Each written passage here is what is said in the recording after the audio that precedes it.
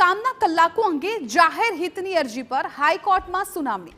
રાજ્ય સરકારે સોગંદનામું કરી કોર્ટમાં રજૂ કરી તમામ માહિતી। પીએસઆઈ કોન્સ્ટેબલ સહિતના મામલેદારે સરકાર દ્વારા માહિતી અંગે કોર્ટ મિત્રે ઉઠાવ્યા છે સવાલ। જે માહિતી અપાય તે સંયુક્ત રીતે અપાય છે, યોગ્ય રીતે રજૂ કરવામાં આવે તેવું અરજદારે કહ્યું છે।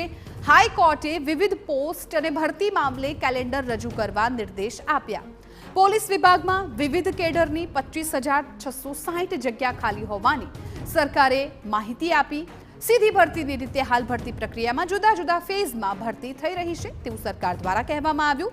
તાજેતરમાં જ શારીરિક કસોટી યોજાઈ, જેમાં 10 લાખથી વધુ અરજદારોએ પરીક્ષા આપી। જે પ્રક્રિયા ચાલી રહી છે તેમાં સરકાર સ્પષ્ટતા સાથે માહિતી રજૂ કરે। સંવાદદાતા રોનક વર્મા આ મામલે વધુ જાણકારી આપી રહ્યા છે। રોનક, શું વિગતો આવી રહી છે સામે?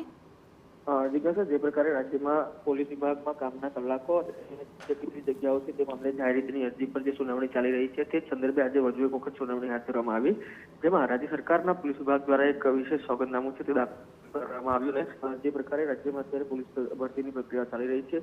કુલ 25,000થી વધુના જે ખાલી પદો છે જેમાં અત્યારે ભરતી પ્રક્રિયા ચાલી રહી છે। ખાસ કરીને તાજેતરમાં જે ફિઝિકલ ટેસ્ટ યોજાઈ હતી તેમાં 10 લાખથી વધુ જે યુવાનો છે તેમણે પરીક્ષામાં હાજરી આપી તે તમામ બાબતો છે તે આજે કોર્ટમાં રજૂ કરવામાં આવી।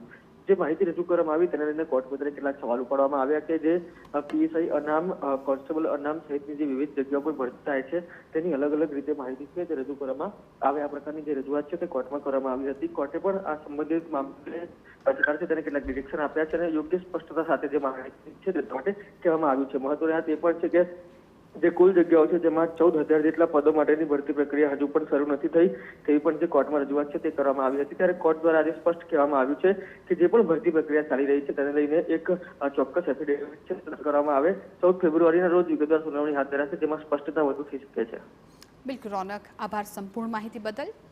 તો પોલીસ ભરતી અને કામના કલાકો અંગે જાહેર હિતની અરજી પર હાઈકોર્ટમાં સુનાવણી થઈ। રાજ્ય સરકારે સોગંદનામું કરી કોર્ટમાં રજૂ કરી છે તમામ માહિતી।